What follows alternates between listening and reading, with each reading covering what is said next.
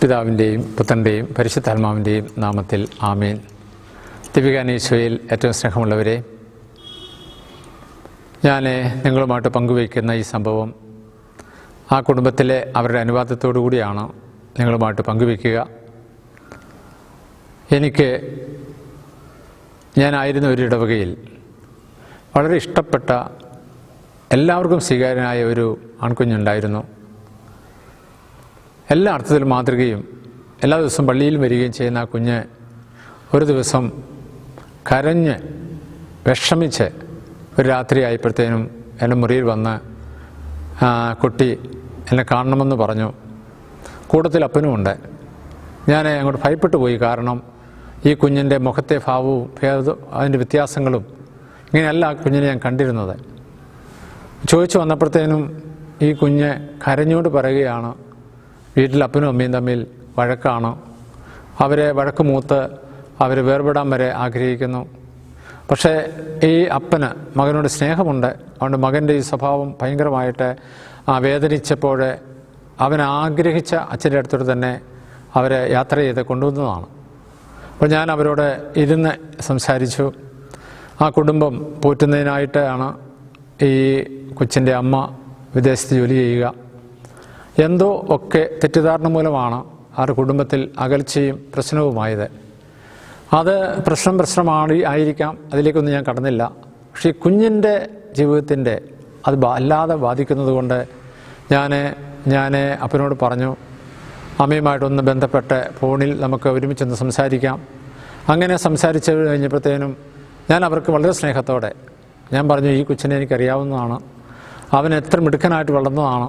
പക്ഷെ നിങ്ങൾ തമ്മിൽ അകന്നപ്പോൾ അല്ലെങ്കിൽ മാനസികമായിട്ട് പിരിമുറുക്കത്തിലായപ്പോൾ ഈ കുഞ്ഞിൻ്റെ ആ പ്രത്യേകത അല്ലെങ്കിൽ ഒരു പ്രാന്തനെ പോലെ ദയനീയ അവസ്ഥയിലായിരുന്നപ്പോൾ അത് നിങ്ങൾ കണ്ടു മനസ്സിലാക്കി നിങ്ങളെ എല്ലാം ക്ഷമിച്ച് ഒന്നാകണമെന്ന് പറഞ്ഞു. എന്നിട്ട് അവർക്ക് ഞാൻ എല്ലാവർക്കുമായി പ്രാർത്ഥിക്കാനായിട്ട് കൊടുത്ത തിരുവചനം യൂദാസിൻ്റെ ലേഖനം 19-20 തിരുവചനങ്ങളാണ്. ഒരധ്യായമല്ലേ അതിനുള്ളൂ. അതിൻ്റെ 19-20 വാക്യങ്ങൾ ഇപ്രകാരമാണ്: പരിശുദ്ധാത്മാവില്ലാത്തവരും കേവലം ലൗകികരുമായ ഇവരാണ് ഭിന്നിപ്പുണ്ടാക്കുന്നത്.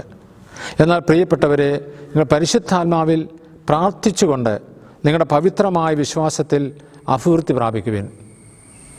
അതെ, ഈ തിരുവചനം അവർക്കെല്ലാവർക്കും, ഈ 3 പേർക്കും, അപ്പനും അമ്മയ്ക്കും ഈ മകനും പ്രാർത്ഥിക്കാനായിട്ട് കൊടുത്തുകൊണ്ട് ഞാൻ പറഞ്ഞു, ഞാനും പ്രാർത്ഥിച്ചുകൊള്ളാം, ബലിയർപ്പിക്കുമ്പോൾ ഓർത്തുകൊള്ളാം.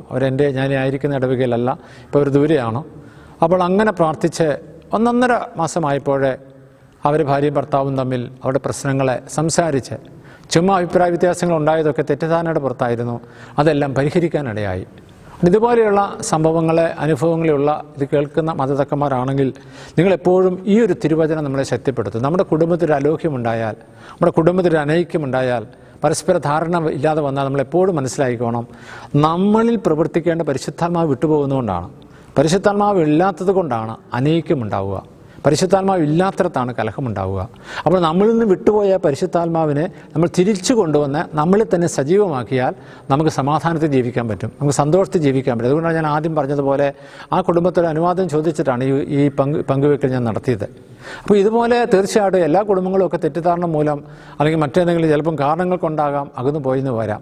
പക്ഷേ നമ്മളെ മരണം വരെ ഒന്നാകുന്നത് ഈ പരിശുദ്ധാത്മാവിൻ്റെ പ്രവർത്തനത്താലാണ്. അതുകൊണ്ട് എല്ലാ മാതാപിതാക്കന്മാരും, എല്ലാ വേദനിക്കുന്ന മക്കളുമൊക്കെ ഇതുപോലെ കാര്യങ്ങൾ നിങ്ങളുടെ വീട്ടിലുണ്ടായാൽ നിങ്ങൾ ഈ തിരുവചനം വായിച്ച് ആ വചനത്തിൻ്റെ ശക്തിയാൽ നിറഞ്ഞ് ദൈവത്തിന് പ്രിയപ്പെട്ടവരായി തീരണം. അത് ദൈവം ആഗ്രഹിക്കുന്നു. കാരണം വചനം സത്യമാണ്, വചനം ക്രിസ്തുവാണ്, വചനം ജീവനാണ്, വചനം പരിശുദ്ധാത്മാവാണ്, വചനം ദൈവത്തിൻ്റെ പ്രവർത്തനമാണ്. നമുക്ക് ഈശോയോട് പ്രാർത്ഥിക്കാം. ഈശോയെ, തകർന്ന എല്ലാ കുടുംബങ്ങളെയും, വേദനയാൽ മുമ്പോട്ട് നീങ്ങുന്ന എല്ലാ കുടുംബങ്ങളെയും ഞങ്ങളുടെ നാമത്തിൻ്റെ ശക്തിയാണ്, വചനത്തിൻ്റെ ശക്തിയാണ്, ഞങ്ങളുടെ ദൈവികാനത്തിൻ്റെ ആശീർവാദത്താൽ അനുഗ്രഹിച്ച് വിശദീകരിക്കണമേ. നമ്മുടെ കർത്താവ് ഈശോയുടെ കൃപയും പിതാവായ ദൈവത്തിൻ്റെ സ്നേഹവും പരിശുദ്ധാത്മാവിന്റെ സംസർഗവും എല്ലാ മക്കളുടെ എല്ലാ ജീവിതാവശ്യങ്ങളോടും കൂടെ ഉണ്ടായിരിക്കട്ടെ, ഇപ്പോഴും എപ്പോഴും എന്നേക്കും. ആമേൻ.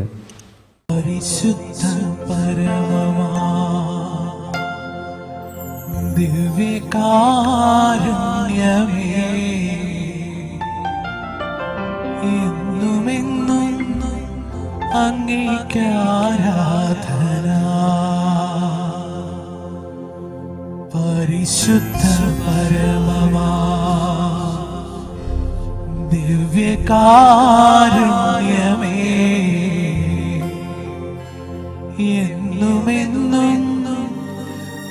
അങ്ങേക്കാരാധന.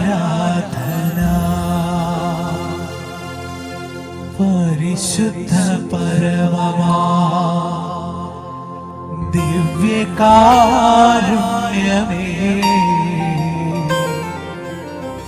എന്നുമെന്നും